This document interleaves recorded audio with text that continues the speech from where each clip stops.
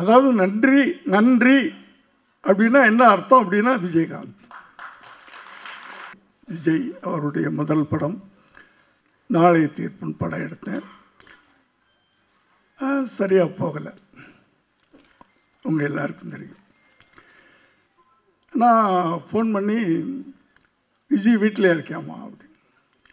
ஆமாம் சார், இன்றைக்கி ஷூட்டிங்கில் சார், மத்தியானம் தான் சார் 2 மணிக்கு. நான் ஒரு 5 நிமிஷத்தில் வரட்டுமா அப்படின்னு கேட்டேன். என்ன சார் விஷயம்? இல்லை ஒரு சின்ன உதவி, அதுக்காக நான் வர்றேன் அப்படின்னு சொன்னேன். வர்றேன்னு சொல்லிட்டு குளிக்க போயிட்டேன்.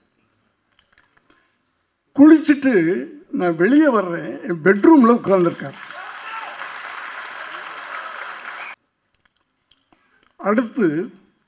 அடுத்த நாளே 1 லட்ச ரூபா எடுத்துகிட்டு வீட்டுக்கு போகிறேன். காலையில் அவர் ஷூட்டிங் கிளப்புறதுக்கு முன்னாடி ஒரு கவரில் போட்டுக்கிட்டு போய் நுழைஞ்சு, விஜய் என்ன சார் இது? இல்லை ஒரு அட்வான்ஸ், இந்த படம் நான் பணம் வாங்க மாட்டேன் சார், தயவு பண்ணி. நான் உங்களுக்கு உதவின்னு கேட்டீங்க, நான் படம் பண்ணுறேன். செந்தூரபாண்டி படம் முடிஞ்சு டப்பு டப்பு டப்புன்னு வியாபாரம் ஆச்சு. எனக்கு ஒரு பெரிய லாபம் வந்துச்சு. அப்போவும் நான் போய் கேட்குறேன், விஜய் எனக்கு இவ்வளவு ப்ராஃபிட் வந்திருக்கு, நான் உங்களுக்கு ஏதாவது கொடுக்கணும் அப்படின்னு இல்லை சார், நான் வாங்க மாட்டேன், பணம் வாங்க மாட்டேன்னு சொல்லிட்டேன்னா வாங்க மாட்டேன் அப்படின்ட்டார். எனக்கு உறுத்தலாக இருந்துச்சு. என்னடா அவரை வச்சு ஒரு படம் பண்ணி இவ்வளவு நம்ம பணம் சம்பாதிச்சிருக்கிறோம், வாங்க மாட்டேன்னு சொல்கிறாரு. என்ன பண்ணலாம் அப்படின்னு யோசனை பண்ணிக்கிட்டு இருக்கும்போது அவர் வீட்டுக்கு பக்கத்து லேண்டு என் லேண்டு. இதை ரொம்ப நாளாக கேட்டுக்கிட்டு இருந்தார்.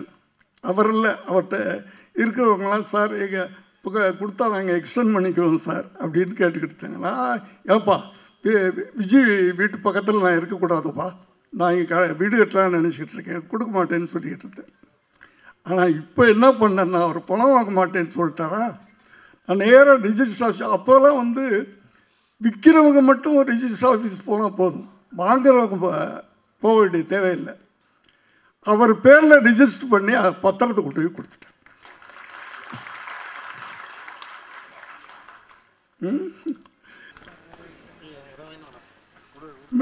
மேடையில் இருக்கின்ற நண்பர்களே, செல்வமணி சார் அவர்களே, வந்திருக்கின்ற மீடியா தொலைக்காட்சி தோழர்களே, எல்லாருக்கும் என்னுடைய மாலை வணக்கம். கேட்குதா? அப்போ இல்லை, என் குரலை சாயந்தரம் ஆனால் அப்படி தான் எடுப்பான். கேப்டன் பிரபாகரன், அதாவது விஜயகாந்த் அவர்களுடைய 100வது படம். பொதுவாக நடிகர்களுக்கு இந்த 100வது படம் வந்து ரொம்ப ரிஸ்காக இருக்கும். சிலருக்கு அமையாது சரியா. ஆனால் விஜயகாந்த் அவர்களுக்கு இது ஒரு மிகப்பெரிய வெற்றி படமாக அமைஞ்சது. அதாவது ஒவ்வொரு நடிகனுக்கும் ஒரு ஆரம்பம், ஒரு படிக்கட்டாக இருக்கும். இந்த படம் வந்து அடுத்த கட்டத்துக்கு அவர் தூக்கிட்டு போகும், இந்த படம் அடுத்த கட்டத்துக்கு தூக்கிட்டு போகும். அப்படி அமைஞ்சது தான். முதல்ல சட்டபுரட்டரை, அப்புறம் சாட்சி அவரை நிலைநிறுத்திச்சு. அதுக்கு பிறகு வந்த இயக்குனர்களில் சில படங்கள் அடுத்த கட்டத்துக்கு அப்படியே தூக்கிட்டு போச்சு. இந்த படத்தில் தான் கேப்டன் அப்படின்னு இன்னைக்கு வரைக்கும் அவர் பேரே மாறி போச்சு. அது இந்த படத்து மூலமாக தான். ஜென்ரலாக நான் வந்து விஜயகாந்த் நடித்து மற்றவங்க டைரக்ட் பண்ணுற படத்தை நான் ஒரு முறை தான் பார்ப்பேன் நான். ஆனால் இந்த படத்தை 3 தடவை பார்த்துருக்கேன்.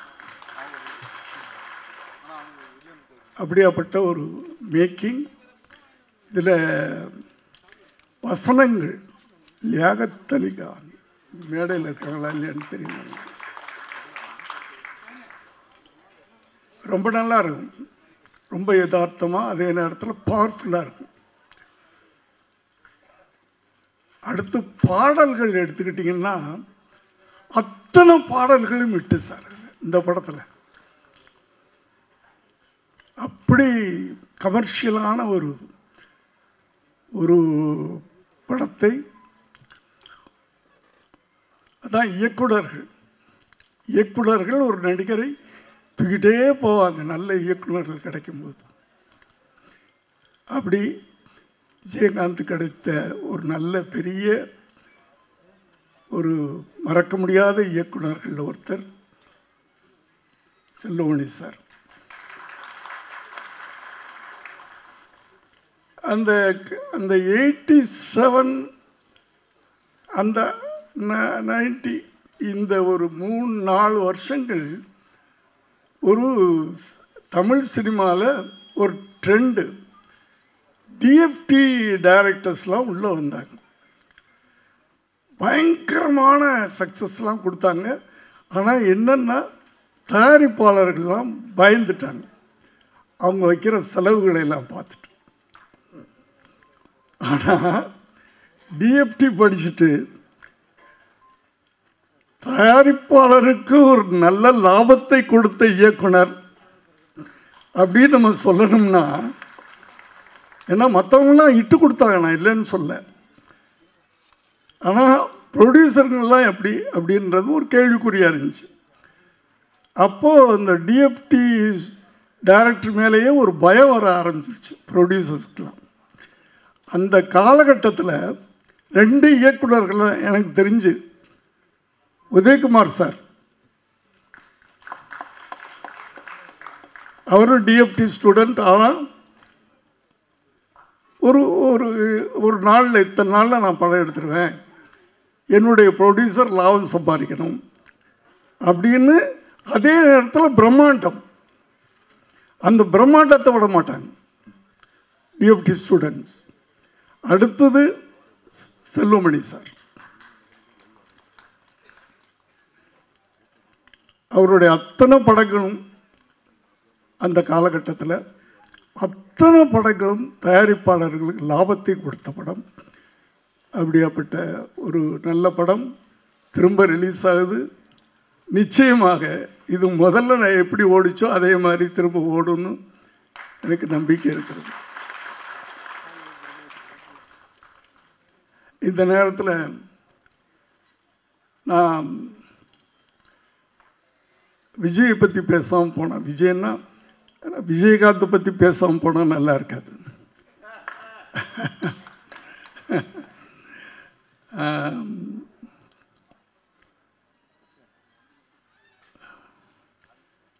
ஏன்னா விஜயகாந்த் வந்து மற்ற இயக்குனர்களை எல்லாம் பேரை சொல்லி கூப்பிடுவார், என்ன மட்டும் டைரக்டர் சார்னு கூப்பிடுவார். அதாவது அது வந்து அந்த மரியாதை, நன்றி. அதாவது நன்றி நன்றி அப்படின்னா என்ன அர்த்தம் அப்படின்னா, விஜயகாந்த்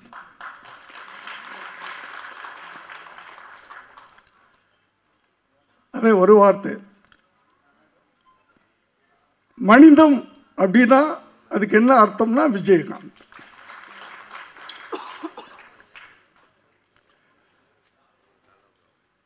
சட்டம் ஒரு இருட்டறையில் எப்படி என்கிட்ட நடந்துக்கிட்டாரோ அதே மாதிரி தான் அவங்க சொன்ன மாதிரி 18வது படம் பெரியண்ணா, அதுலேயும் அப்படித்தான் நடந்துக்கிட்டார். இத்தனை வருஷம் கழித்து எவ்வளோ பெரிய வெற்றிகள்லாம் கொடுத்துட்டு, பெரிய பெரிய படங்கள்லாம் பெரிய பெரிய இயக்குநர்கள்ட்ட எல்லாம் நடிச்சுட்டு திரும்ப நான் பண்ணுறேன் அந்த படம் பெரியண்ணா. அதே மாதிரி மரியாதை, சிம்பிளிசிட்டி.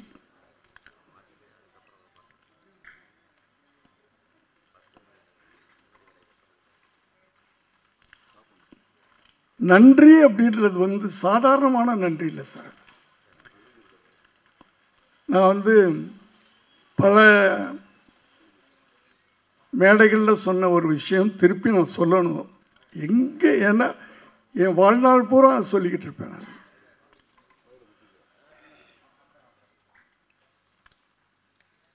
என்னுடைய மகன் உங்களுக்கெல்லாம் தெரியும், விஜய், அவருடைய முதல் படம் ஒரு 69-70 லட்ச ரூபா கிட்டத்தட்ட செலவு பண்ணி நாளைய தீர்ப்புன்னு படம் எடுத்தேன். சரியாக போகலை, உங்கள் எல்லாருக்கும் தெரியும் எப்படி. ஆனால் அவர் நடிகனாக வந்துட்டார். அவரை நம்ம எப்படியோ ப்ரமோட் பண்ணணும். அதுக்கு என்ன பண்ணலான்னு யோசனை பண்ணப்போ, சரி ஒரு பெரிய நடிகரோடு நடிக்க வைப்போமே அப்படின்னு பிளான் பண்ணேன். ஆனால் எந்த பெரிய நடிகரும் ஒத்துக்கிறல. சரி ஒரு மாதிரி அதில் வேற அவ்வளோ போட்ட படமெல்லாம் போயிடுச்சு. நான் ஒரு டல்லாக அப்படியே இருக்கிறேன். என் மனைவி சொன்னாங்க, ஏங்க நீங்கள் விஜயகாந்த்கிட்ட கேட்கல அப்படின்னு. இல்லைம்மா, அவர் கேட்டால் பண்ணிவிடுவார், ஆனால் எனக்கு என்னமோ டெலிகேட்டாக இருக்குது, இத்தனை படம் பண்ணிவிட்டு எப்படி போய் கேட்குறதுன்னு தெரியல அப்படின்னு சொன்னேன். இல்லை இல்லை, நீங்கள் ஃபோன் பண்ணுங்க, அவர்கிட்ட கேளுங்க அப்படின்னா. நான் ஃபோன் பண்ணுறேன். எப்போவுமே இப்போ நான் பேசுகிறேன்னா உடனே அவர் எல்லா டைரக்டர்ஸையும் ஒரே மாதிரி தான் பிஹேவ் பண்ணுவார். எல்லாத்துட்டையும் பெரிய பெரிய டைரக்டர் சின்ன டைரக்டர்லாம் கிடையாது.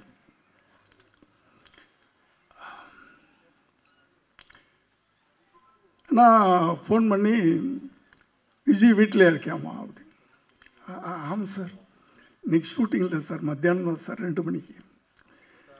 நான் ஒரு 5 நிமிஷத்தில் வரட்டுமா அப்படின்னு கேட்டேன். என்ன சார் விஷயம்? இல்லை இல்லை, ஒரு சின்ன உதவி, அதுக்காக நான் வர்றேன் அப்படின்னு சொன்னேன். வர்றேன்னு சொல்லிட்டு குளிக்க போயிட்டேன். குளிச்சுட்டு நான் வெளியே வர்றேன், என் பெட்ரூமில் உட்கார்ந்துருக்காரு.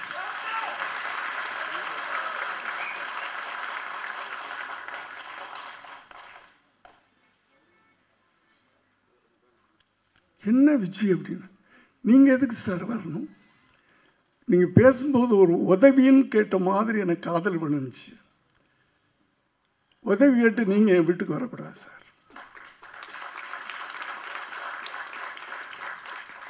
இதுதான் மனிதம்ன்றது, ஹியூமனிட்டி.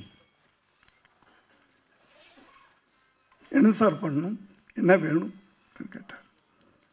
நான் எப்படி என் விஷயத்தையெல்லாம் சொன்னேன். இது தெரியுமில்ல விஜய், அந்த போன படம் அப்படி எடுத்தேன், இப்படி ஆயிடுச்சு. எனக்கு படத்தை பற்றியெல்லாம் எனக்கு பெருசாக இல்லை. விஜய் என்னுடைய அவனை நான் எப்படியாவது கொண்டாடணும், அவரை நான் எப்படியாவது கொண்டாடணும். அதுக்கு இப்படி ஒரு ஐடியா இருக்குது எனக்கு. நான் ஒரு சின்னதாக ஒரு லைன் மைண்டில் வச்சேன். அது உங்களோட விஜய் நடித்தான், உங்களுக்கு தம்பியாக, அதுவும் விஜயகாந்துடைய தம்பி அப்படின்ற ஒரு கதாபாத்திரத்தில் அவர் நடித்தார்னா. ஏன்னா அப்போ விஜயகாந்த் பிக் பட்டி தொட்டிலாம் உள்ளுக்குள்ளே போயிருக்க அந்த காலகட்டங்கள். இப்போ நான் சொல்லிக்கிட்டே இருக்கிறேன், இப்போ நீங்கள் நடித்து எப்போ எப்போ இப்போ எப்போ எப்போ பிளான் பண்ணுறீங்க அப்படின்னு. நான் சொல்லி முடிக்கலை. எப்போ பிளான் பண்ணுறீங்க சார்? அது உங்களை பொறுத்த. உங்களுக்கு நான் என்னைக்காவது நான் டேட் சொல்லியிருக்கலாம். 18 படத்துலையும் அவர் எனக்கு டேட் சொல்ல மாட்டார், நான் தான் டேட் சொல்லுவேன். அடுத்தது அவருக்கு படம் பண்ணணுன்னா முதல்ல ராவுத்தரை பாருங்கன்னு சொல்லுவார். ராவுத்தர்கிட்ட கதை சொல்லுங்கன்னு சொல்லுவார். எல்லாருக்கும் தெரியும். ராவுத்தருக்கு பிடிச்சா தான் இவர்கிட்ட அனுப்புவார். நான் எந்த படமும் ராவுத்தட்ட போனது கிடையாது. அவரை அனுப்ப மாட்டார். எப்போ சார் பண்ண போகிறீங்க, டேட் சொல்லுங்கள். அதே மாதிரி அன்னைக்கும் கேட்டார், நீங்கள் எப்போ பிளான் பண்ணுறீங்க? இல்லை, இப்போ தான் நான் பிளான் பண்ணிகிட்ருக்கேன், எழுதிக்கிட்டு இருக்கேன், இது பண்ணிக்கிட்டுருக்கேன். அடுத்த மாதம் இல்லைன்னா அடுத்த மாதம். அடுத்த மாதமா அதுக்கு அடுத்த மாதமா? அவர் கேள்வி. இல்லை, அடுத்த மாதம். எப்போ இருந்து? நான் ராவுத்தட்ட கேட்கணும், அங்கே கேட்கணும், இங்கே கேட்கணும், டைரியை பார்க்கணும், அதெல்லாம் இல்லை. எப்போ பிளான் பண்ணுறீங்க, என்ன டேட்? செப்டம்பர் 1ஆம் தேதியிலேருந்து ஒரு 15 நாள் அப்படின்னு சொன்னேன். வச்சுக்கோங்க சார், வச்சுக்கோங்க சார். என்ன உங்களுக்கு நீங்கள் ராவுத்தரை கேட்கணும், அது இது இல்லை சார், நீங்கள் வச்சுக்கோங்க, அவ்வளவுதான். எனக்கு அதாவது ஒரு மனிதன்கிட்ட மனிதம் இருக்கும், இந்த அளவுக்கு இருக்குமா?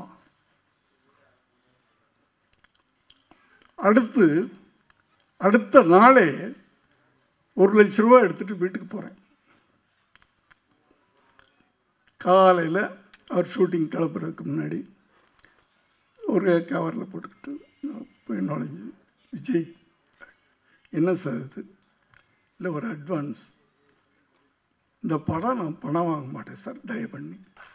நான் உங்களுக்கு உதவின்னு கேட்டீங்க, நான் படம் பண்ணுறேன், அவ்வளோதான். நீங்கள் எதுவுமே பேசக்கூடாது, நீங்கள் போங்க. அந்த டேட்டுக்கு நான் வருவேன். பொள்ளாச்சியில் ஷூட்டிங். அப்போல்லாம் பொள்ளாச்சி வந்து இன்னொரு ஸ்டுடியோ மாதிரி இருந்த காலகட்டங்கள். 15 நாள்ன்றது இன்னும் 2 நாள் எக்ஸ்டெண்ட் ஆகுது. 17 நாள் ஷூட்டிங் முடிச்சுட்டு போயிட்டார். அதில் அந்த படத்தில் இன்னும் ஒரு பெரிய, நீங்கள்லாம் பார்த்துருக்க மாட்டீங்க இந்த ஜென்ரேஷன்லாம், செந்தூரபாண்டி. அதில் விஜயகாந்த் வந்து ஒரு பெரிய ஆக்ஷன் ஹீரோவாக உருவாயிட்டார். நான் பார்த்தீங்கன்னா ஜென்ரலாகவே எனக்கு வந்து இந்த தப்பு நடந்தால் கோபம் வரும். ரோட்டில் போய் நானே வந்து ஏன்டா இப்படி பண்ணுறீங்கன்னு சொல்லிவிட்டு அவங்களுக்கு தீர்த்து வைப்பேன், இல்லைன்னா அடி வாங்கிட்டு வர்றேன். ஏதோ ஒன்று நடக்கும். அது அரசியலில் தப்பு நடந்தாலும் கோபம் வரும், சமுதாயத்தில் தப்பு நடந்தாலும் கோபம் வரும். இந்த கோபத்தையெல்லாம் எப்படி கொட்டுறது? சினிமா மூலமாக தான் நான் கொட்டினேன். ஆனால் அதுக்கு ஒரு பவர்ஃபுல்லான ஒரு ஹீரோ வேணும். அது விஜயகாந்த் கிடைச்சார். அதனால தான் சொன்னாங்கள்ல, நான் 18 படம் பண்ணேன்னு. நான் எந்த ஹீரோட்டையும் போகலை, கால் ஷீட்டே கேட்கறது இல்லை. நான் கதையை ரெடி பண்ணுவேன். என் கோபத்தையெல்லாம் அவர் மூலமாக தான் கொட்டினேன் நான் படங்களில்.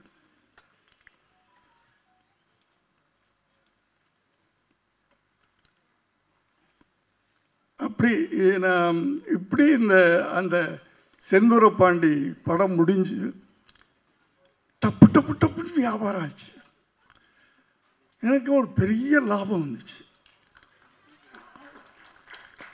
அப்போவும் நான் போய் கேட்குறேன், விஜய் எனக்கு இவ்வளவு ப்ராஃபிட் வந்திருக்கு, நான் உங்களுக்கு ஏதாவது கொடுக்கணும் அப்படின்னு இல்லை சார், நான் வாங்க மாட்டேன், பணம் வாங்க மாட்டேன்னு சொல்லிட்டேன்னா வாங்க மாட்டேன் அப்படின்ட்டார். எனக்கு உறுத்தலாக இருந்துச்சு. என்னடா அவரை வச்சு ஒரு படம் பண்ணி இவ்வளவு நம்ம பணம் சம்பாதிச்சிருக்கிறோம், வாங்க மாட்டேன்னு சொல்கிறாரு, என்ன பண்ணலாம் அப்படின்னு யோசனை பண்ணிக்கிட்டு இருக்கும்போது அவர் வீட்டுக்கு பக்கத்து லேண்டு என் லேண்டு. இதை ரொம்ப நாளாக கேட்டுக்கிட்டு இருந்தார். அவர் இல்லை, அவர்கிட்ட இருக்கிறவங்களாம், சார் எங்கள் கொடுத்தா நாங்கள் எக்ஸ்டெண்ட் பண்ணிக்குவோம் சார் அப்படின்னு கேட்டுக்கிட்டு இருந்தாங்களா. ஏப்பா, விஜய் வீட்டு பக்கத்தில் நான் இருக்கக்கூடாதுப்பா, நான் இங்கே வீடு கட்டலான்னு நினச்சிக்கிட்டு இருக்கேன், கொடுக்க மாட்டேன்னு சொல்லிக்கிட்டு இருந்தேன். ஆனால் இப்போ என்ன பண்ணேன்னா, அவர் பணம் வாங்க மாட்டேன்னு சொல்லிட்டாரா, நான் நேராக ரிஜிஸ்டர் ஆஃபீஸ், அப்போல்லாம் வந்து விற்கிறவங்க மட்டும் ஒரு ரிஜிஸ்டர் ஆஃபீஸ் போனால் போதும், வாங்குறவங்க போக வேண்டிய தேவையில்லை. அவர் பேரில் ரிஜிஸ்டர் பண்ணி பத்திரத்தை கொண்டு போய் கொடுத்துட்டேன்.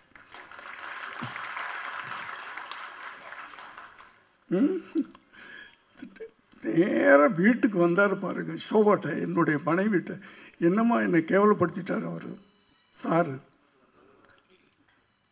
நான் உதவின்னு கேட்டால் நான் உதவி பண்ணுறேன், அதுக்கு போய் நான் பணம் வாங்கக்கூடாதுன்னு தான் நினச்சேன். நானும் சொன்னேன், பணம் கொடுக்கலையே, நான் பணமாக கொடுக்கலையே, அவனுக்கு பணம் கொடுத்தா தானே. இப்படி ஒரு அது நட்புலாம் கிடையாது எனக்கு. அவர் ஃப்ரெண்ட்ஸுன்னு சொல்லிக்க முடியாது, அதையும் தாண்டின ஒரு உறவு எங்களுக்கு. அவர் இருந்த வரைக்கும் அவர் மனசில் எனக்கு ஒரு தனி இடம் இருந்துச்சு சார், ஒரு தனி இடம். அப்படியாப்பட்டவரை நான்லாம் ஷூட்டிங்கில் எப்படி இருப்போன்னா, சொன்னாங்கல்ல யாரோ செல்வமணி சார் பேசும்போது, அவர் டைரக்டர் நடிகர் சார், டைரக்டர் நடிகர், அதே நேரத்தில் ப்ரொடியூசரும். லாபம், அவர் ப்ரொடியூசர்லாம் லாபம் வரணும், ரெண்டு பேரையும் மைண்டில் வச்சுக்கிடுவார். அவர் படங்களுக்கு ப்ரொடக்ஷன் மேனேஜர் தேவையில்லை, அவர் தான் கரெக்டாக வருவார், அவரே கமாண்ட் பண்ணுவார், அவரே மற்றவங்களை வேலை வாங்குவார். ஒரு நாள் ஏதோ ஒரு படம் என்னுடைய ஷூட்டிங்கு, ஃபைட் சீனில் நான் சிச்சுவேஷன் சொல்லிவிட்டு, அது நைட் எஃபெக்டில் நான் இருக்க மாட்டேன் எப்போவுமே. நைட் ஷூட்டிங்கில் ஃபைட்லேயே இருக்க மாட்டேன். ஃபைட் மாஸ்டர்கிட்ட சிச்சுவேஷன் சொல்லிவிட்டு, விஜய் நீ பார்த்துக்குமா அப்படின்னா, ஃபைட்டுக்கு அவருக்கு தான் தெரியுமே, அவர் பார்த்துக்குருவார். அவர் நான் ரெண்டு நாள் தான், 2 கால் ஷீட், நீங்கள் ஃபைட்டை பிடிக்கணும். 2வது நாள் சாயந்தரம் 6 மணிக்கு வருவேன், அந்த எண்டு சீனை நான் எடுப்பேன் அப்படின்னு சொல்லி, அந்த 2வது சீனை எல்லாத்தையும் எடுத்துட்டு, அந்த ஃபைட்டு முடியும் போது காலையில் 6 மணி, காலையில் 6 மணிக்கு ஃபைட்டு முடிக்கிறாங்க. ஏன்னா 2 நாளில் முடிக்கணும்னு சொல்லிவிட்டேன். 2வது நாள் கொஞ்சம் ஜாஸ்தியாகுது, சாருக்கு தெரியாமல் நைட் ஃபுல்லாக போகலாம் அப்படின்றாங்க. ஆனால் எனக்கு ஃபோன் வந்துக்கிட்டு இருக்கு, நைட்டு எக்ஸ்டெண்ட் பண்ணுறாங்க. ஓகே சரி, 6 மணிக்கு போயிட்டார்ல, திருப்பி 9 மணிக்கு போய் தூங்குறதெல்லாம் கிடையாது, போகிறாரு, குளிக்கிறாரு, திருப்பி வந்துட்டார் ஷூட்டிங். அந்த அளவுக்கு ஒரு அது ஒழுங்க, டிசிப்ளின், பக்தி, மரியாதை, இதெல்லாம் ஒன்று சேர்ந்த ஒரு மனிதன். அதாவது எல்லாரும் நம்ம பிறக்கிறோம், படிக்கிறோம், வேலைக்கு போகிறோம், கல்யாணம் பண்ணிக்கிறோம், குழந்தை குட்டி, ஒரு நாளைக்கு போயிடுறோம், அவ்வளோதான். இருந்தாங்க, யார் இப்படி ஒருத்தன் இருந்தான்னு கூட தெரியாது. ஆனால் விஜயகாந்த் மறைந்த பிறகும் இன்னும் வாழ்ந்து கொண்டிருக்கிறார் அப்படின்னா, அந்த அடையாளத்தை விட்டுட்டு போகிறவன் தான் மனிதன். ஒரு அடையாளத்தை விட்டு போகணும். நம்ம இந்த பூமிக்கு வந்ததுக்கு ஒரு அடையாளத்தை விட்டு போகணும். அந்த அடையாளத்தோடு இன்று அவர் குடும்பம் இருக்கிறது. என்னுடைய செல்வமணி சார், உங்களுக்கு என்னுடைய வாழ்த்துக்கள். இந்த படம் திரும்ப உங்களை படம் பண்ண வைக்கும் சார். இந்த படம் ரிலீஸ் ஆன பிறகு திரும்ப உங்களை தேடி ப்ரொடியூசர்ஸ் வருவாங்க. நன்றி சார், வணக்கம். நான் சீக்கிரம் போகிறேன், மன்னிச்சுக்க. எல்லோரும் மேடையில் இருக்கவங்களாம் என்னை மன்னிச்சுக்க. மிக்க நன்றி சார். எஸ்ஏசி சார் அவர்களுக்கு திரு செல்வமணி சார் அவர்கள் பொன்னாடை அணிவித்து மரியாதை செய்வார்கள்.